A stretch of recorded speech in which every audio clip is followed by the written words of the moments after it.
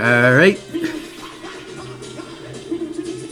I'm East Coast Pete, here to ask, who named that band? That band. Who named them Mr. Bungle? This is not to be confused with the Buggles, by the way, and I think that maybe Mr. Bungle gets a pass on my show, Who Named That Band, because Mr. Bungle is a strange name and this is a strange band. So, you know, truth in advertising, right? They're from Northern California. Experimental band, eclectic, multiple genres in the course of a single song. I'm kidding you not. Songs made up of unconventional patterns and a wide array of instruments and samples, and they like to wear masks. In '85, Eureka, California, almost in Oregon and hard by the coast of a chilly Pacific Ocean, think fine seascapes without smog. The band was named after a character in a 1959 children's educational film, Beginning Responsibility, Lunchroom Manners. I don't think Mr. Bungle had lunchroom manners. Actually, I'm sure that he didn't, because I remember this. I do.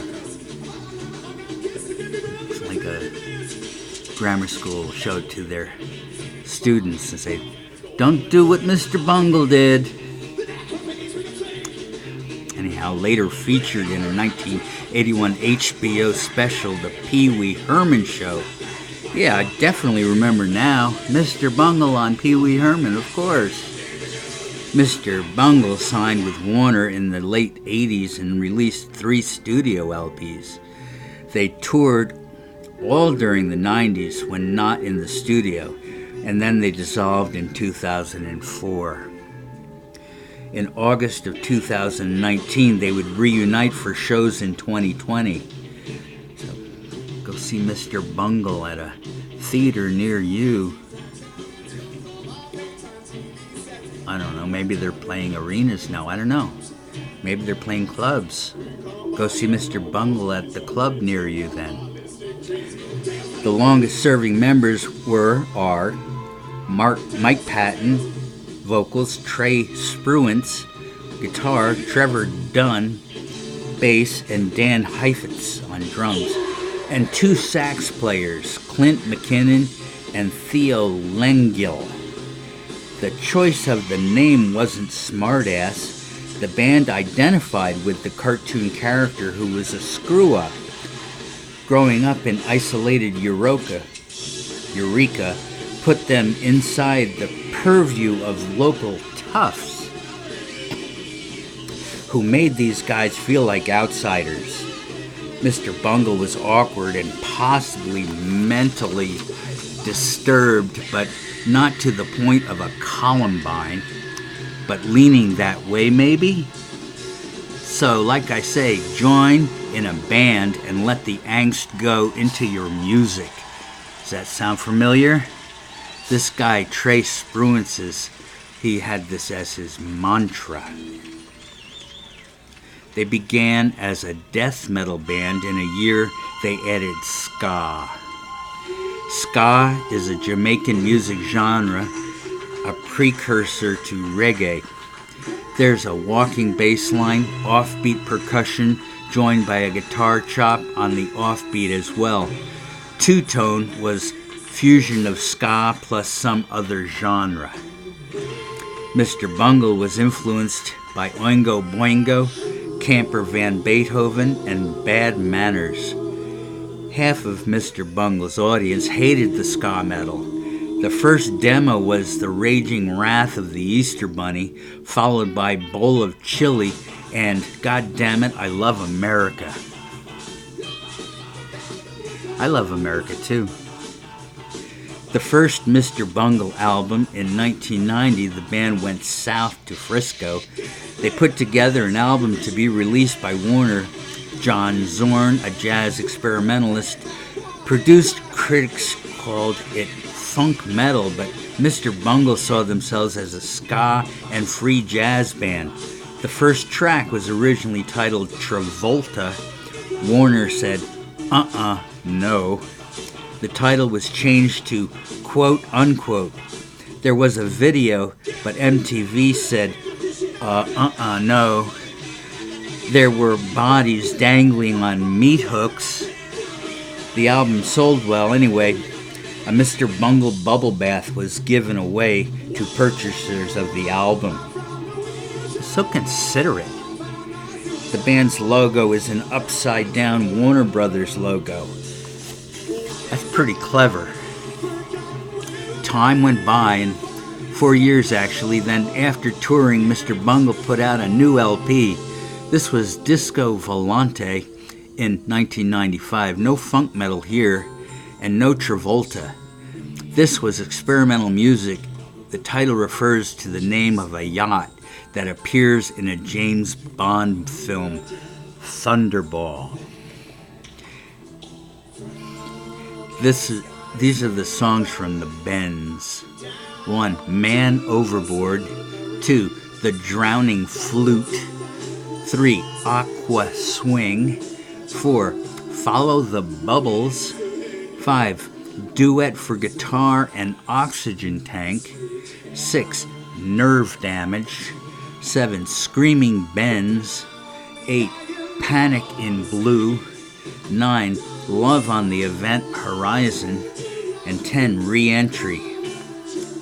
Now these are snippets of sound from 14 seconds to 2 minutes in length. 1. Everyone I went to high school with is dead. 2. Chemical Marriage. 3. Steep Part 2, Carrie Stressin in the Jaw. 4. Desert Search for Techno Allah. Be careful speaking that name. In fact, I take it back, because they'll get you. Violenza Domestica. 6. After School Special. 7. Sleep Part 3, Phlegmatics. 8. Mamiska Wow Ska Woes. 9. The Bends. 10. Backstrokin'. 11. Platypus. And 12. Merry Go Bye Bye. A world tour followed during 1995 and 96. In 1999, the third album, California, was less experimental. The genre shifts are fewer. Could Mr. Bungle be going mainstream? The critics liked this one, said it's addictive. California was recorded analog. Some songs used 50 separate tracks. In the 2000 edition of the Snow Cone Tour, Mr. Bungle performed alongside alt-rockers Incubus and System of a Down. Bands who include Mr. Bungle as an influence. Mr. B dressed as the Village People just to piss off the Headbangers. I don't know if that would work, because, Headbangers, they can be pretty open about these things. The feud with the Red Hot Chili Peppers followed into Mr. Bungle, as Patton is with Faith No More, and Mr. Bungle's Anthony Kiedis saw Patton perform with Faith No More and saw it as a ripoff of a style the Red Hot Chili Peppers owned. Can you own a style? What's more, Red Hot Chili Peppers' album Californication coincided with Mr. Bungle's album California. Kiedis had Mr. Bungle removed from a series of summer festivals in Europe that the Peppers were due to headline. In retaliation, Mr. Bungle parodied the Chili Peppers, covering Give It Away, Around the World, Under the Bridge, and Scar Tissue with intentionally incorrect lyrics.